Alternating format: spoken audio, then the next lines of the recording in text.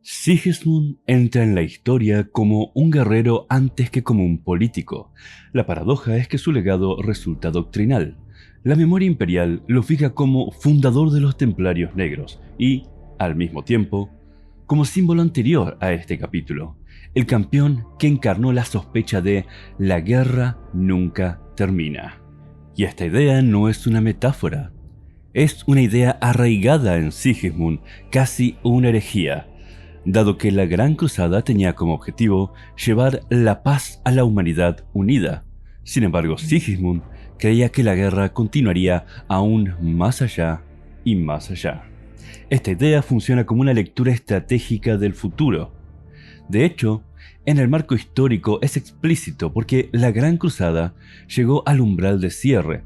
El emperador de la humanidad había regresado a Terra y Horus permanecía entre las estrellas completando la unificación. Y en este momento es que Sigismund se vuelve elegible para un observador interno, Solomon Voss, quien busca una respuesta concreta, y de hecho la obtiene mediante una audiencia algo extraña con el maestro de los Templarios Negros, o tal vez el primer capitán de los puños imperiales en ese momento. Vos quieres saber por qué Sigismund, primer capitán de los puños imperiales y mayor campeón de las legiones, cree que la guerra no acabará. La respuesta no se presenta como consuelo, se presenta como sentencia. Y esta respuesta lleva a Vos a un tiempo anterior a las Astartes, antes de que Sigismund se convirtiera en un marín espacial, recorriendo sus primeras batallas y juramentos y culminando en los duelos más amargos entre legiones. Vos entiende que son este tipo de acciones verificables las que definen a este personaje: combate temprano, juramentos como mecanismo de identidad y duelo como lenguaje político. El torno de espadas no es ornamento medieval, es selección de autoridad. En el registro institucional del Imperium, la identidad de Sigismund se ancla a su cargo. Fue el primer capitán de los puños imperiales, rol que lo sitúa inmediatamente debajo de su primarca Rogal Dorn y lo convierte en representante militar y ritual de la legión. La información sobre el origen de los Templarios Negros, que nacieron más tarde, añade un rasgo que explica por qué ese cargo alcanza estatura legendaria. Sigismund aparece descrito como uno de los mejores duelistas de la época. La causa de su proyección no es misterio místico, es eficacia en un Imperium que recompensa resultados, su especialidad, la violencia precisa. Esto lo convierte en una herramienta irreemplazable. Esta es la vida que tuvo Sigismund, esta es la identidad de Sigismund. La transición decisiva ocurrió durante la herejía de Horus y se cristalizó en el asedio de Terra, en el tramo final del milenio 31. Ahí Sigismund deja de ser solo un oficial y se convierte en el símbolo de la cohesión para una guarnición que observa cómo se derrumba la estructura de confianza más grande jamás construida por la humanidad.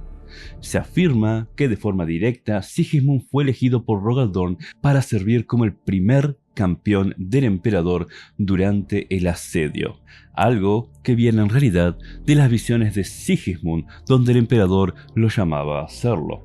Ese nombramiento produce efectos materiales que se convierten en tradición.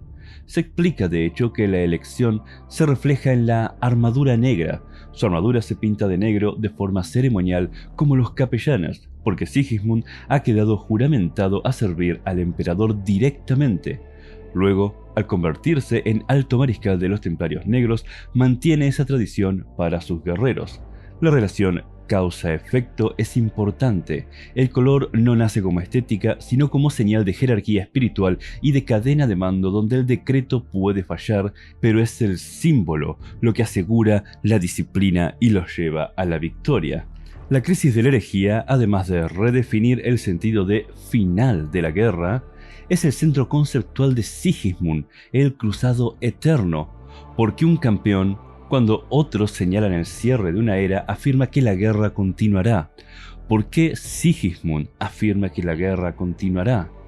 Esta pregunta es el motor narrativo de Sigismund, donde el ángulo muestra la misma idea como herencia. Siglos después, los Templarios Negros actúan de hecho como si la guerra fuera el estado natural de la existencia, porque su fundador lo juró como deber y lo trató como diagnóstico. Cuando otros guerreros luchan para obtener como resultado la paz, Sigismund lucha para obtener como resultado la próxima lucha. Cuando los fuegos de la herejía comienzan a apagarse, Roboute Guilliman decreta que ninguna legión deberá volver a concentrar tanta fuerza, y la disputa casi desencadena una segunda guerra civil. La solución final fue dividir a cada legión en capítulos de tamaño limitado, pero el Imperium paga un precio. La unidad estratégica del milenio 31 se sacrifica para impedir otra catástrofe interna. Una forma de compartimentalizar la corrupción si es que volvía a aparecer. Es justamente luego de la herejía de Horus, durante la segunda fundación, que aparecen los Templarios Negros y se inscriben en este punto de fricción. Esto se enuncia con dos ideas invisibles.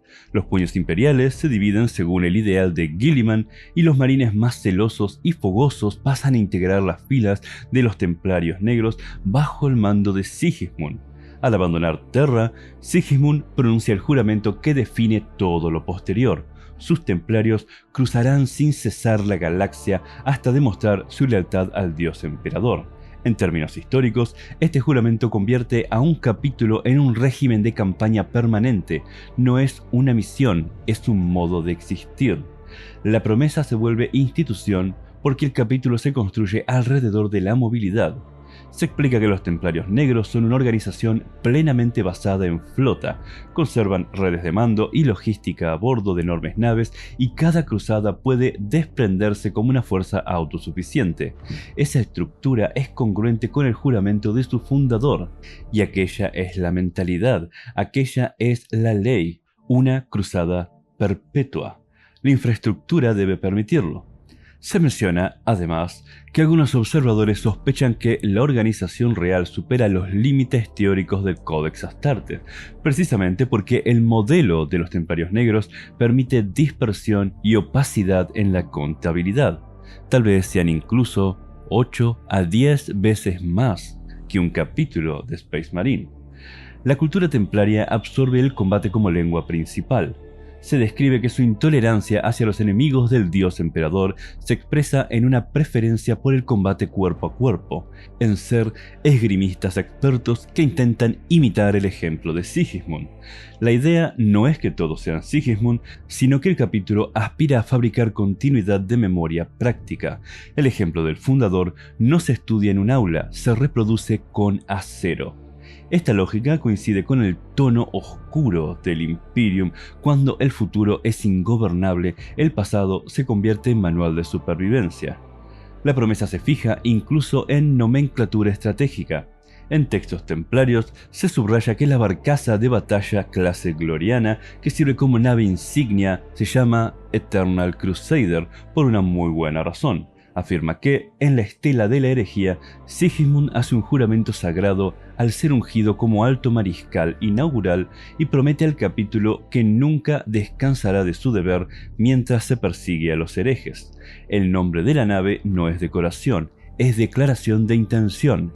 La guerra se convierte en un hogar y la travesía en identidad. En el Imperio del Milenio 41, el legado de Sigismund se convierte en símbolo concreto, no solo en relatos. Al describir al primer campeón del emperador, se afirma que el equipo sagrado incluye una espada negra y subraya el dato del linaje. La primera de esas espadas fue empuñada por Sigismund, primer capitán de los puños imperiales en aquel momento. Esto importa históricamente porque convierte un rasgo biográfico en reglamento identitario. El arma ya no es objeto, es argumento. La fe necesita continuidad material para sobrevivir a los milenios. Otro impacto posterior atribuible al modelo de Sigismund es la forma en la que los Templarios Negros se relacionan con autoridades imperiales y con el uso de psíquicos. Vincula su identidad a una obediencia exclusiva. Afirma que el negro de la armadura se origina cuando Sigismund es elegido como primer campeón del emperador y su armadura es pintada de negro como la de los capellanes porque queda juramentado a servir al emperador directamente. al convertirse en alto mariscal, mantiene esa tradición en su capítulo. Así es como los templarios negros no responden a ningún otro, deben ser peticionados incluso por los funcionarios de mayor rango del Imperium y solo responden si creen que es la voluntad del emperador. Además, aunque la prohibición imperial sobre los psíquicos de batalla recibió una reversión no oficial durante la herejía, los templarios negros han mantenido el edicto original durante más de 10.000 milenios y siguen tratando a los psíquicos con desconfianza y hasta odio. En términos históricos, estas posiciones endurecen y prolongan el juramento de Sigismund, lo convierten en una constitución ideológica para mantener al capítulo autónomo, rígido y operativamente dispuesto para una guerra perpetua. La vida tardía de Sigismund, varios milenios atrás, se presenta como una convergencia que al parecer es algo inevitable. El retorno organizado de los traidores durante las Cruzadas Negras y el choque con Abaddon. La historia coloca la escena en términos casi ceremoniales, cuando Sigismund choca contra Abaddon. Ha esperado siglos para enfrentar a Abaddon, o al menos eso se dice.